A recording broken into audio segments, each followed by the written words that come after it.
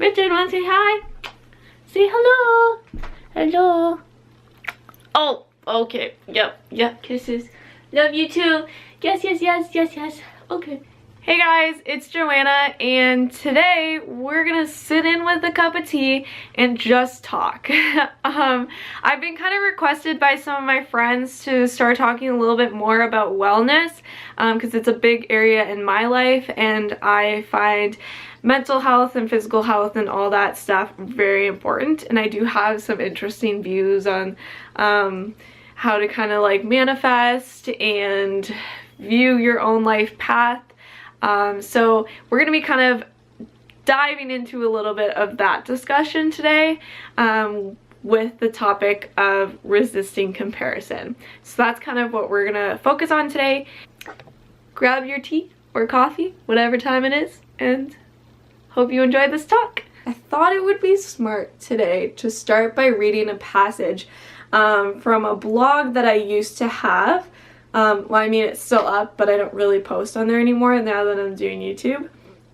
But basically, I wrote a blog post about resisting comparisons, and I wrote a little passage at the beginning of it that I think really explains this topic. So I'm going to start by reading that, just so you have an idea of what I'm actually talking about. Yeah. Alright, so here's what I wrote. While you were wishing you were someone else was wishing they were you. Meanwhile, both of you were too distracted to see the beauty within. The undiscovered self that is capable of self-love, power, and uniqueness. The capable self that has already lost alignments due to the distracted mind. So I ask you today, are you going to wish away your dreams or be grateful and discover the beauty of you? What I'm really saying there is that we kind of get so distracted by other people's journeys that we don't realize and take the time to follow our own journey. It's all good and dandy to be inspired by others and to look at others as inspiration as to where you want to head. But there's a fine line between feeling inspired and using that comparison to hate on your own journey and hate on your own self. So when you compare yourself, you can start to hate your own body, hate your own life journey, hate what you're doing in comparison to someone else, athletically, career-wise, work-wise, creativity-wise. There's so many different areas that you can compare your life to someone else's.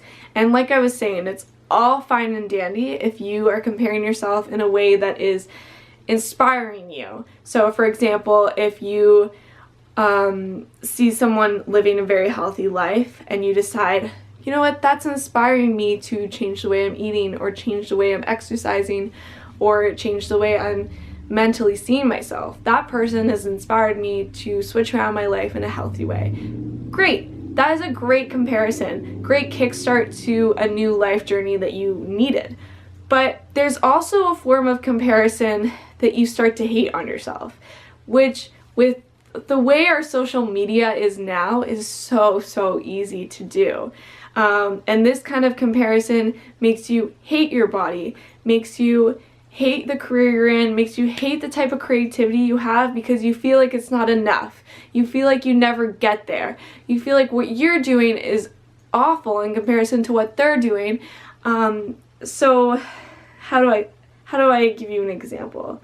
I think a common example a lot of my friends have been explaining to me is that I'll meet up with them and they'll say, did you know so-and-so is married? Or did you know so-and-so has their own house now?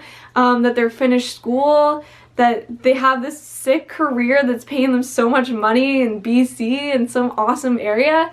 And like, I'm just living at home with my parents with no boyfriend, with no life, I don't have anything, and I can hardly pay my bills. That is that person comparing their life journey to someone else's life journey.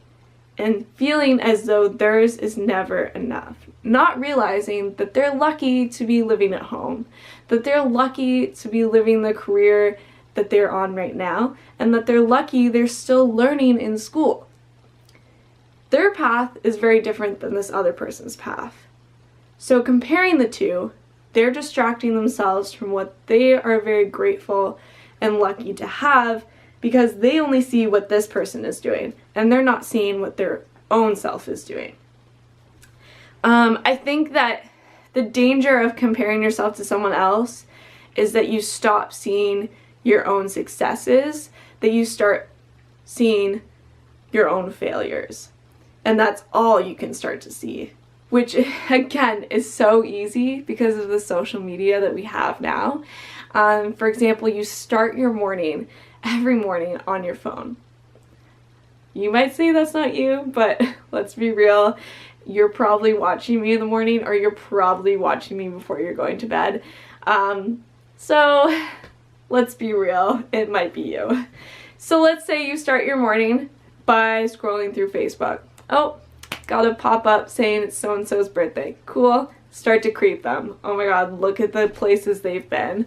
Oh my god, look at the boyfriend they have. So cute. Or it's bedtime, you're scrolling through your Instagram and you see, ooh, inspiration after inspiration after inspiration. Oh, look at the places they are. Oh, look at the clothes they're wearing. Oh wow, her makeup is so good. And you start to realize all the things other people are doing so great, that you start to realize all the things that you're doing that are not as great. So you're like, wow, this girl has a great wardrobe. Why isn't my wardrobe like this? Wow, this girl has great makeup. Why do I have such shitty stuff? Why can't I be somewhere cool right now instead of doing my shitty job? Blah, blah, blah, blah, blah. Social medias used to consist of just the people we knew, just our friendships that we knew. And now they consist so much of random inspiration, random people, random things that we aspire to be. Pinterest, for example. Pinterest is only inspiration. You have boards and boards of, these are the clothes I want to wear. This is the kind of wedding I want to have. This is the places I want to go. It's all your inspiration, which again is all fine and dandy if inspiration is inspiration, but it's also harmful if that inspiration starts to turn to your own enemy. 1 second, my dog needs me. Okay, so let's get down to the root of why comparison can be harmful. By comparing your life, you're taking your focus away from your path to someone else's path. And when you're not in tune with where you are present, you're not going to be able to understand what is so great in your life currently, understand where you want to be going. It's hard to manifest, to align yourself when you're not focused on only yourself. And it's also very hard to understand what is good in your life right now to build off of when you can only see what is not good in your life. In a roundabout way, I'm really just trying to say, be present in your life, understand what gives you love, where you want to be in your life and where you're headed, and you'll understand what you shouldn't be focusing yourself on. So thanks for following along with this wellness tea chat. If you did enjoy it, please give this video a thumbs up. Comment down below any thoughts that you have about this topic, because I'd love to hear. I like starting a discussion, so please, please, please comment. It's my favorite thing. And subscribe so you don't miss another video with me. So thanks so much for tagging along, guys, and I'll see you next week. Bye. Post video, just chugging. Talking so much I couldn't actually drink my tea. And now, little Richard here is like, please give me attention. Don't worry, buddy. Ugh. You get all my divided attention now. Yes, I know. You're so cute. Bye.